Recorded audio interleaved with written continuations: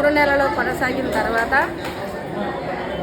90వ రోజు అయిపోయిన తర్వాత 3 నెలలు పూర్తి అయిన తర్వాత మిషను వారికి దానికి తగల కిట్టు అంతా కూడా ఫ్రీగా ఇవ్వడం జరుగుతుంది సిఎస్ఆర్ ఫండ్ ద్వారా. మరి మహిళల యొక్క సాధికారత గురించి చెప్పుకున్నట్లయితే తెలుగుదేశం పార్టీ పెట్టిన పేరు మహిళా సాధికారత, మరొక పేరు మా గౌరవ ముఖ్యమంత్రి నారా చంద్రబాబు నాయుడు గారు మహిళా సాధికారత కోసం ఎన్నో కార్యక్రమాలు చేపట్టారు. డ్వాక్రా కానివ్వండి, కుట్టు శిక్షణ, స్కిల్ డెవలప్మెంట్స్ కానివ్వండి, రాజకీయంగా సామాజికంగా ఎన్నో కార్యక్రమాలు తీసుకొచ్చి మహిళల్ని ముందుకు తీసుకొచ్చారు.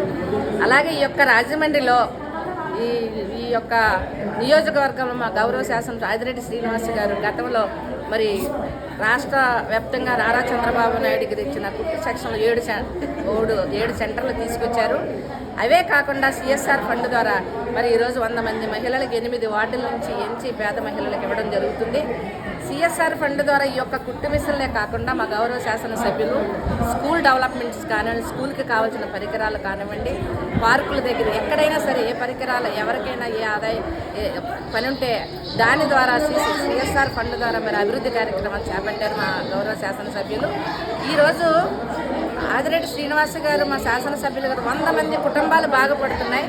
మా ఆర్గనైజేషన్కి ఇప్పించడం కూడా వారికి కోటి కృతజ్ఞతలు తెలియజేసుకుంటున్నాం. మా ఆర్గనైజేషన్ అనేది 2098లో స్టార్ట్ అయ్యింది. అప్పటి నుంచి కూడా ఇప్పటి వరకు కార్యక్రమాలు చేపట్టాం. మధ్యలో 2019లో వైఎస్ఆర్సీపీ పార్టీ వచ్చిన తర్వాత మాలే విజయలక్ష్మి అనేవారు టీడీపీ మహిళ, ఆవిడకి ఇవ్వకూడదని సిఎస్ఆర్ మరి ఓఎన్జీసీ వాళ్ళని కూడా ఇవ్వనివ్వకుండా చేశారు. మరి ఈ ప్రభుత్వం వచ్చిన తర్వాత మా గౌరవ శాసనసభ్యులు మరి ఈ కార్యక్రమాన్ని మా ద్వారా ప్రజలకి అందిస్తున్నారు. మా గౌరవ శాసనసభ్యుల ద్వారా మేము మా ఆర్గనైజేషన్కి ఇంత అవకాశం కల్పించిన మా శాసనసభ్యులు ఆదిరెడ్డి శ్రీనివాస్ గారికి కృతజ్ఞతలు తెలియజేస్తూ అంబేద్కర్ భవనంలో ప్రారంభించుకోవడం జరిగింది. మన నగర ఎమ్మెల్యే డైనమిక్ లీడర్ అయిన శ్రీ ఆదిరెడ్డి శ్రీనివాస్ గారు మహిళా సాధికారత దృష్ట్యా ప్రభుత్వం అనేక పథకాలు అందజేస్తున్నా అందులో కొన్ని ఇబ్బందులుండి అర్హత సాధించలేని మహిళలకి ఈ విధంగా సిఎస్ఆర్ టైలరింగ్ ప్రోగ్రాం ద్వారా అవకాశం కల్పించాలని ఈరోజు 100 మంది బడుగు బలహీన వర్గాలకు సంబంధించిన మహిళలకి ఈ టైలరింగ్ శిక్షణ అనేది అందించడానికి మాలే విజయలక్ష్మి గారి ఎన్జిఓ సారథ్యంలో ఈరోజు ఈ ప్రోగ్రాము ప్రారంభించుకోవడం జరిగింది.